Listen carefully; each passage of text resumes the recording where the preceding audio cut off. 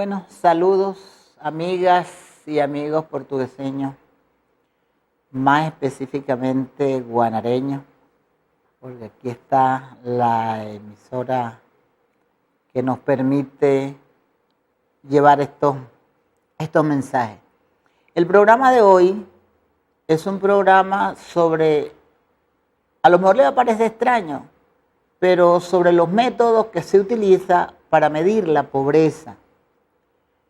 Y eso es por razones didácticas y por razones políticas. Por razones didácticas porque es importante que la gente sepa de dónde salen los números que se utilizan para determinar el grado de pobreza en el país. Y eso se hace, por supuesto, estado por estado. Hoy yo me voy a referir solamente a Venezuela en general como país. Y la segunda razón para hacer lo que estamos haciendo en el día de hoy, para este programa, es porque ya uno ve que comienzan a distorsionar, aprovechando la circunstancia económica que estamos viviendo y que la comenzamos a vivir desde el 2013, arreció en el 2014, arreció más en el 2015 y por supuesto sabemos lo que estamos viviendo en el 2016, que es fuerte en términos de los precios y por supuesto eso dispara la inflación y simple y llanamente, claro, estamos más pobres en el sentido de que lo que ganamos, aun cuando sea más porque no han aumentado los sueldos, y eso no se puede negar, la carrera que lleva la inflación es mayor que la carrera de los sueldos y salarios. Pero ya hay gente diciendo cosas que no son, dando unos números y en una parte del programa lo vamos a presentar.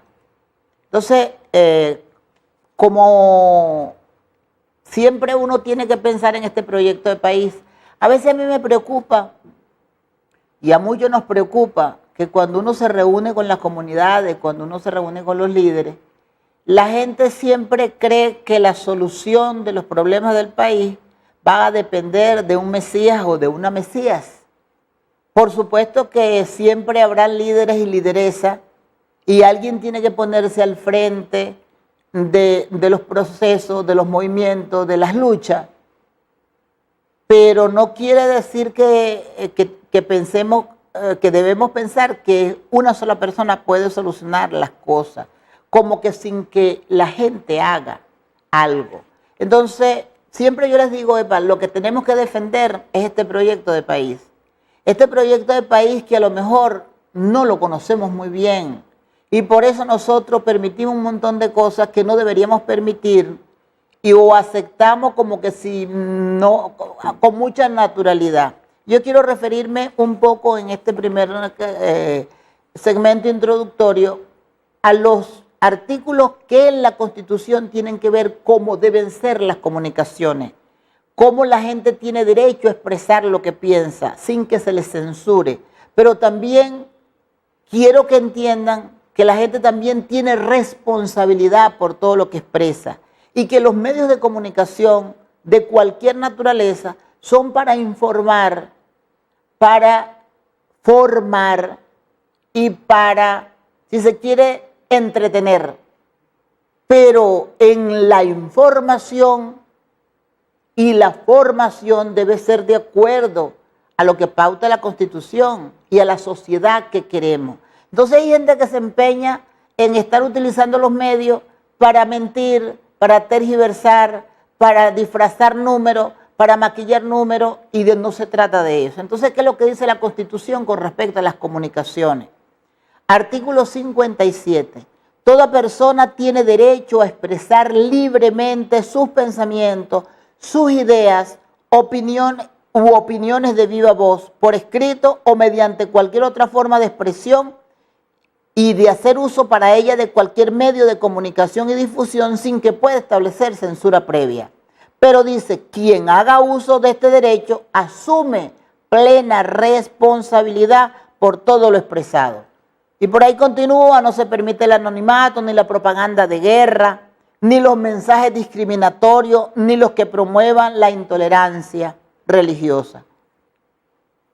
Y dice, se prohíbe la censura a los funcionarios públicos o funcionarias públicas para dar cuenta de los asuntos bajo sus responsabilidades. Así que es inconstitucional cuando se le prohíbe a funcionarios públicos que informen a la colectividad sobre, en relación a asuntos que son de su área, a menos que no sea una cuestión de secreto de Estado. En el artículo 58, que es muy importante, dice lo siguiente: la comunicación es libre y plural y comporta los deberes y responsabilidades que indique la ley. Y aquí viene lo más importante: toda persona tiene derecho a la información oportuna, veraz e imparcial, sin censura. Lo que estamos pidiendo en buena parte es que la información sea veraz, que hagamos el esfuerzo para no estar distorsionando las realidades.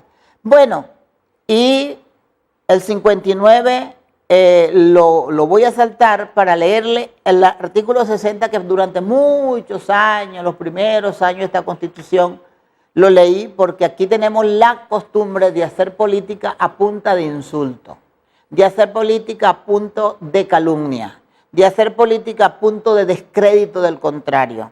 Y no tiene que ver con lo que estamos diciendo hoy, pero es siempre bueno recordarlo. Artículo 60.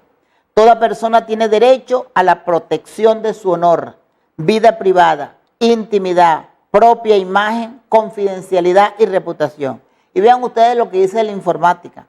La ley limitará el uso de la informática para garantizar el honor y la intimidad personal y familiar de los ciudadanos y ciudadanas y el pleno ejercicio de su derecho. Dígame esas redes. Esas redes, sí es verdad que la utilizan es para insultar, para descalificar. Eso es una distorsión y está prohibido expresamente en esta Constitución, que es nuestro proyecto de país y que no se cumple.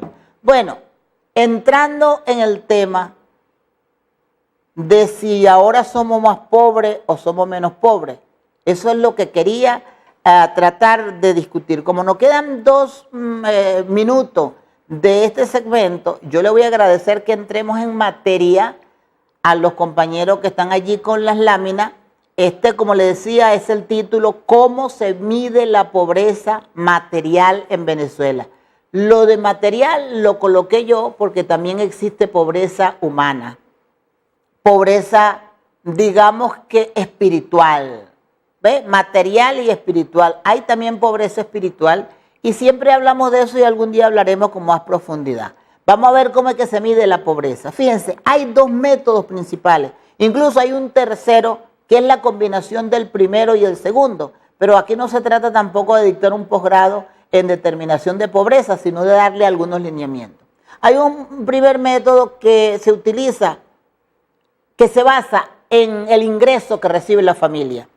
Si una familia, vamos a decir, de 5, tiene un solo ingreso, por ejemplo el del padre o de la madre, no es lo mismo que tenga 2 ingresos y no es lo mismo que tenga 3 ingresos, o una familia de 7 o una familia de 8. Entonces, la pobreza se determina por cuánto dinero entra a ese hogar, bien sea por sueldo y salario, por pensiones, por cualquier otra forma. Y cómo se relaciona lo que le ingresa a esa casa con el costo de los bienes y servicios.